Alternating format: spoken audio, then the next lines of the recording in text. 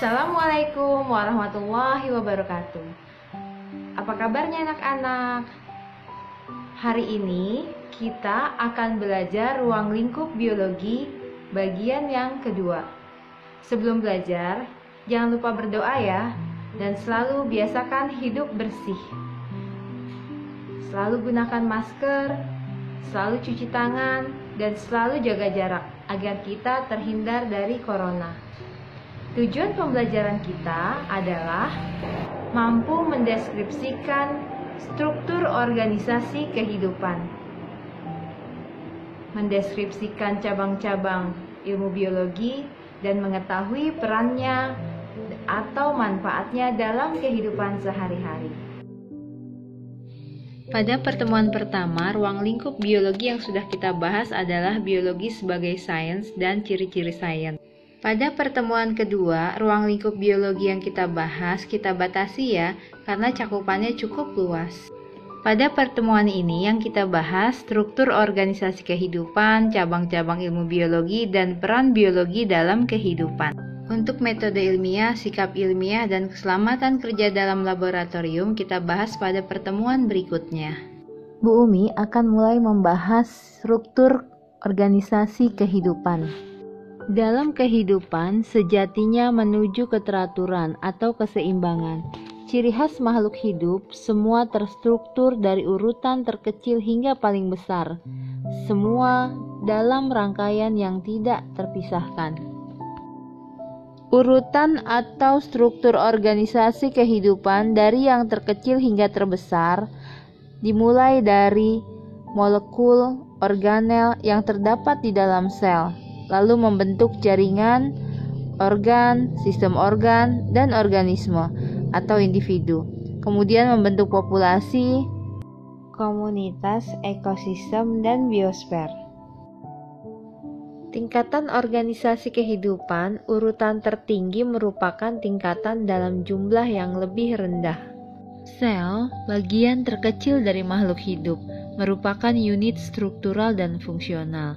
Berikut ini adalah gambar dari sel ovum, sel spermatozoa, sel darah merah, sel darah putih, dan sel saraf. Sedangkan jaringan adalah kumpulan dari beberapa sel yang saling bekerja sama dan memiliki bentuk, struktur, dan fungsi yang sama. Berikut adalah gambaran jaringan pada hewan dan jaringan pada tumbuhan. Organ adalah kumpulan jaringan yang mendukung fungsi tertentu. Contoh organ tumbuhan yaitu akar, batang, daun, dan bunga. Sedangkan contoh organ pada hewan yaitu lambung, hati, ginjal, dan jantung. Di dalam tubuh makhluk hidup, organ-organ yang berbeda akan berkumpul membentuk suatu sistem yang disebut dengan sistem organ. Kumpulan organ tersebut akan menjalankan fungsi dan tugas yang saling berkaitan. Contohnya adalah sistem pergerakan, sistem peredaran darah, sistem pencernaan, dan sistem saraf. Berbagai sistem organ yang saling bekerja sama dan menyusun tubuh organisme disebut sebagai individu. Individu merupakan makhluk hidup tunggal, contohnya seekor zebra, seekor tupai, seekor semut, sebatang pohon kelapa, dan lainnya. Populasi adalah kumpulan dari beberapa individu yang sejenis, yang hidup dan berkembang biak pada suatu daerah tertentu. Contohnya adalah sekelompok zebra. Komunitas adalah kumpulan dari beberapa populasi yang terdapat dalam suatu daerah tertentu dan saling berinteraksi.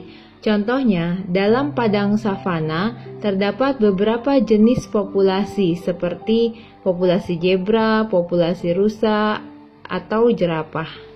Ekosistem adalah hubungan timbal balik antar makhluk hidup dengan lingkungannya, interaksi antara faktor biotik dengan abiotik. Contoh dari ekosistem adalah ekosistem perairan dan ekosistem darat. Kumpulan dari ekosistem berada dalam sebuah biosfer atau bumi. Jadi seluruh makhluk hidup yang hidup di bumi dan saling berinteraksi ada di biosfer. Biosfer terdiri atas hidrosfer, litosfer, dan atmosfer. Selanjutnya, yang kedua kita akan bahas cabang-cabang ilmu biologi. Biologi, ilmu komprehensif. Agronomi, ilmu pertanian. Anatomi, mempelajari struktur organ tubuh bagian dalam. Morfologi, mempelajari struktur organ tubuh bagian luar. Fisiologi, mempelajari fungsi organ tubuh. Genetika, mempelajari pewarisan sifat dari induk kepada keturunannya. Sitologi, mempelajari sel. Parasitologi, mempelajari organisme yang bersifat parasit. Paleontologi, mempelajari fosil.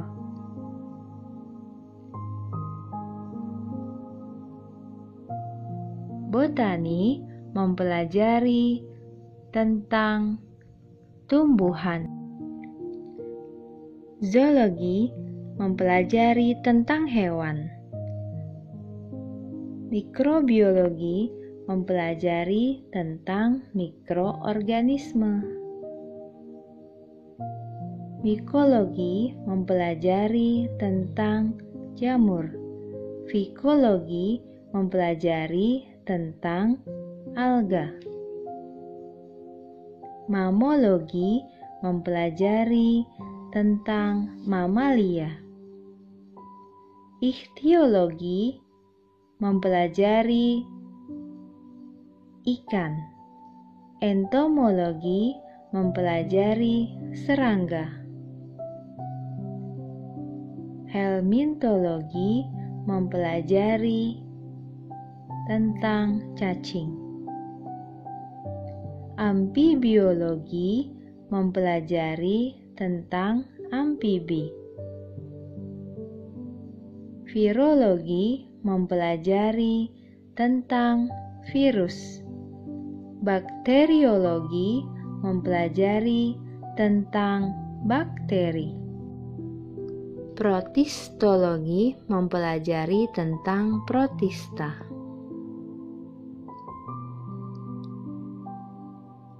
Andrologi, mempelajari hormon dan kelainan pada reproduksi pria. Biomolekuler, mempelajari tentang biologi tingkat molekul.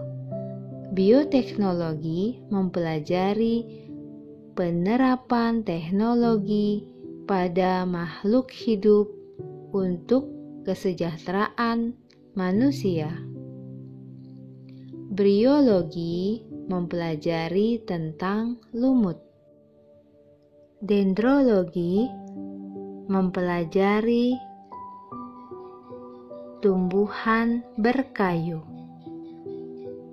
Teratologi, mempelajari cacat janin.